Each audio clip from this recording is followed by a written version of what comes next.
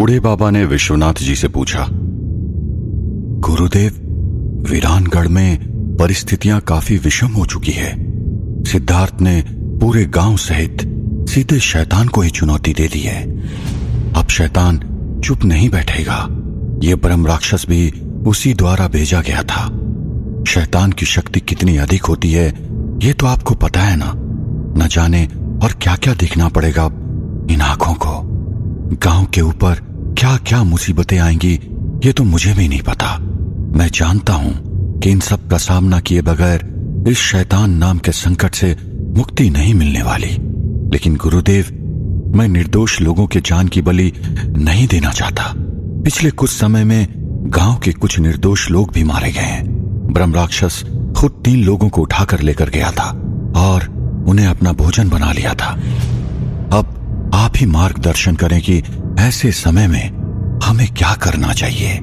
गांव के निर्दोष लोगों की रक्षा किस प्रकार करनी चाहिए। यह सुनकर विश्वनाथ जी ने कहा, परिस्थितियां निश्चित ही और भी विषम होने वाली है। ऐसी परिस्थितियों से सामना करना पड़ सकता है जिसके बारे में किसी ने भी कल्पना भी नहीं की होगी।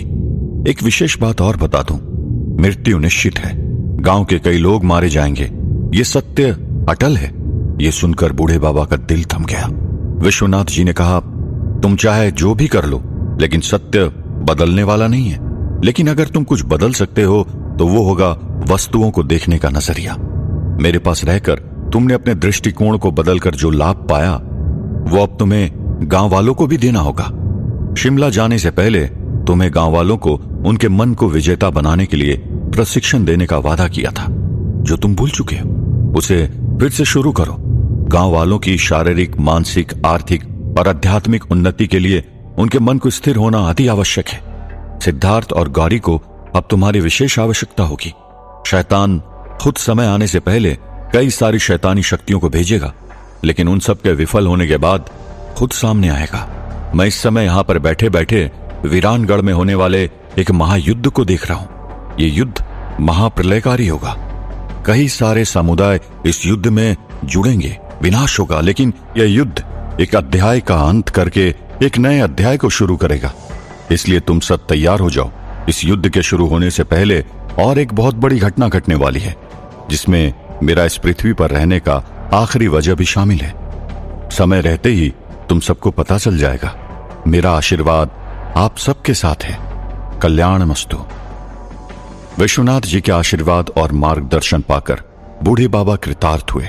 उन्होंने फिर से विश्वनाथ जी को दंडवत प्रणाम किया और फिर उनकी आज्ञा ली।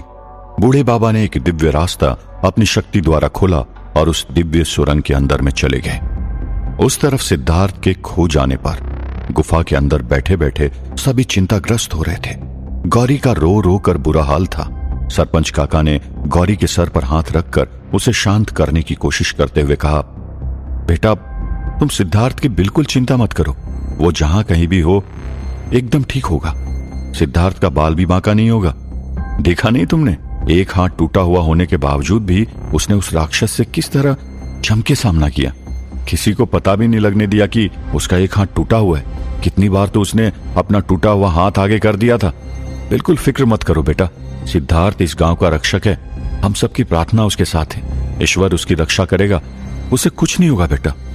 तब मिस्टर बजाज ने कहा, अगर वो ब्रह्म राक्षस हुआ जिसने सिद्धार्थ को अगवा किया है तो फिर सिद्धार्थ का बचना मुश्किल है।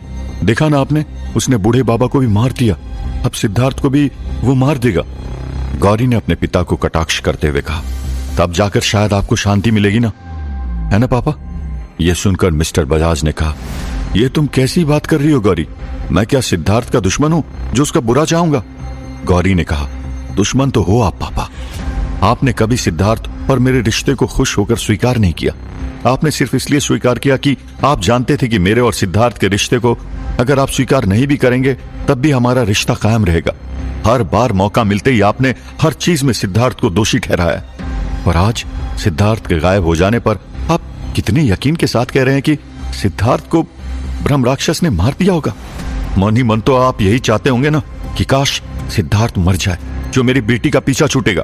और अगर यही सोच रहे हो ना आप, तो एक बात याद रखना चाहिए कि अगर सिद्धार्थ को कुछ हो जाएगा तो आपकी बेटी भी जिंदा नहीं रहेगी। अपनी बेटी गौरी के मुंह से निकली हुई ये कड़वी सच्चाई मिस्टर बजाज को कटार की तरह सीने में चुभ गई। मिस्टर बजाज ने गुस्से में गौरी से कहा, बस करो गौरी, जो मुंह में आया वो बोले जा रही हो। पता भी है कि मैं तुम्हारा पिता हूं, ये भी भूल गई। गौरी कुछ कहने जा रही थी, तब तक सरपंच काका ने उसे ये कहकर शांत कर दिया कि बस करो आप दोनों, ये आपस में झगड़ने का नहीं। इस वक्त अगर किसी को कुछ सोचना है तो ये सोचे कि इस परिस्थिति में से हम सब बाहर कैसे आए। बूढ़े बाबा ने सच कहा था कि हम उन पर और सिद्धार्थ पर बहुत ही ज्यादा निर्भर हो चुके हैं। हम भूल जाते हैं कि हम में भी कुछ क्षमताएं हैं और उन क्षमताओं को हमें विकसित करना होगा ताकि हम भी अपनी लड़ाई खुद लड़ सके। अब सिद्धार्थ और बूढ़े बाबा दोनों की अनुपस्थिति में क्या हम इसी गुफा में हाथ पर हाथ धरकर बैठे रहेंगे? ऐसा हम कभी नहीं होने देंगे। सोचो कि यहां से इस परिस्थिति में सब बाहर कैसे निकले। सरपंच काका ने यह कहना खत्म नहीं किया था, तब तुरंत ही वहां पर दिव्य रास्ता खुला और वहां उसमें से बूढ़े बाबा बाहर आए। बूढ़े बाबा को देखते ही सभी एकदम से चौंक गए। सभी बूढ़े बाबा को देखकर खुश हुए और सभी लोग बड़बड़ाने लगे, अरे बाबा आ गए, अरे अरे बाबा आ गए, बूढ़े बाबा जिंदा हैं। गौरी ने जैसे ही बूढ़े बाबा को देखा, वो उठकर एकदम से बूढ़े बाबा की तरफ दौड़ी और उन्हें गले लगकर रोने लगी। बूढ़े बाबा ने गौरी को गले से लगा लिया और उसके सर पर हाथ फिराते हुए उसे सहलाने लगे।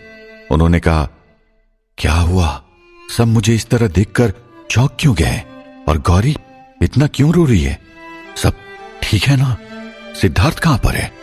तभी गौरी ने बूढ़े बाबा को कहा, मैं और सिद्धार्थ जब आपको ढूंढने के लिए गांव पहुंचे तब वहां पर जमीन पर पड़ा हुआ ताजा खून देखकर हमें लगा कि ब्रह्म राक्षस ने आपको मार दिया है और इसी कारण हम लौटकर जंगल वापस आ गए और यहाँ पर एक राक्षस के साथ हमने युद्ध किया और फिर न जाने कैसे, लेकिन वो राक्षस अचानक अपने आप ही मर गया।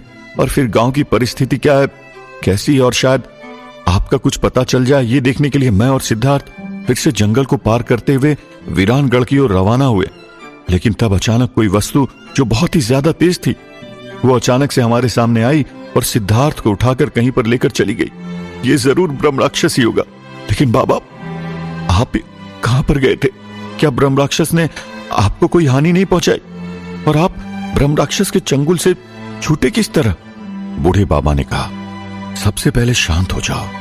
ब्रह्म राक्षस मारा गया है, उसका अंत हो चुका है। इसलिए सिद्धार्थ को जो भी शक्ति उठाकर लेकर गई है वो ब्रह्म राक्षस नहीं है। ब्रह्म राक्षस मर चुका है। यह सुनकर सभी उत्साहित हो गए। सभी के मन में एक ही प्रश्न था कि ब्रह्म राक्षस आखिर मरा किस तरह। तभी बूढ़े बाबा ने विश्वनाथ जी के आश्रम में जो कुछ भी घटित हुआ वो सब सविस्तार बताया। इस विचित्र बौद्धिक युद्ध और ब्रह्म राक्षस के अंत के बारे में सुनकर सभी एकदम हैरान रह गए।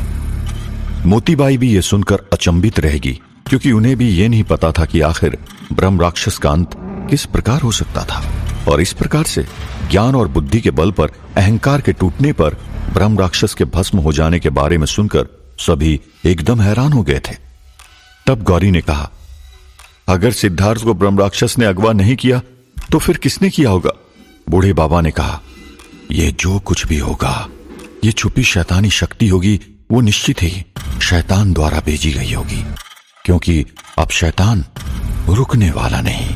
हमें अभी के अभी यहां से निकलकर गांव जाना चाहिए और गांव पहुंचकर सिद्धार्थ को ढूंढने का प्रयत्न करना होगा।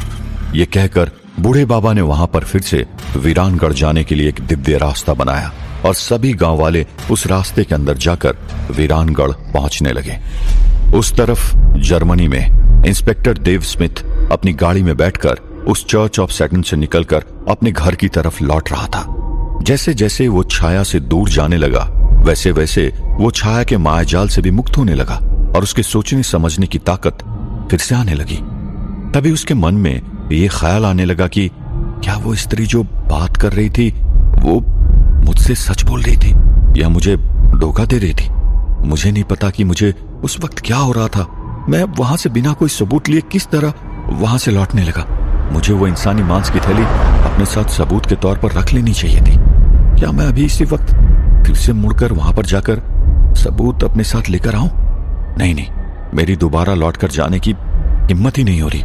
मैं कल फोर्स को लेकर अपने साथ फिर से वहां पर जाऊंगा। पता नहीं मुझे अचानक से किस बात का डर लगने लगा था। क्या उस औरत में ही ऐसा कुछ था जिसकी वजह से मुझे डर लग रहा था? कुछ भी हो, लेकिन वो औरत थी बड़ी दिलचस्प और साथ ही साथ डरावनी भी। ये कहते हुए वो 2-2.5 घंटे गाड़ी ड्राइव करके अपने घर में पहुंचा। घर में उसकी माँ अभी भी उसका इंतजार कर रही थी।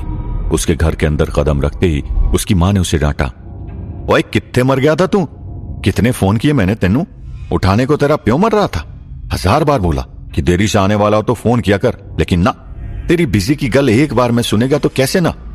मारी जा रही थी तेरी फिक्र में। इंस्पेक्टर देव अपनी माँ के गले से लग गया और उसी वक्त उसे उसके घर में अचानक से वैसी ही बदबू आने लगी जैसी उसे उस चर्च में आ रही थी। इंस्पेक्टर देव एकदम से चौकन्ना हो गया। क्या इंस्पेक्टर देव ने उस चर्च में जाकर बहुत बड़ी गलती कर दी थी? आखिर इंस्पेक्टर देव में ऐसा क्या था जो छाया को मल्लिकाए कायनात बनने में मदद कर सकता था? आखिर सिद्धार्थ को किसने अगवा किया था और क्या वो ठीक था? सिद्धार्थ को खोजने के लिए बूढ़े बाबा और गौरी अब क्या करने वाले थे? जानने के लिए सुनते रहिए वीरानगढ़ ओनली ऑन पॉकेट FM।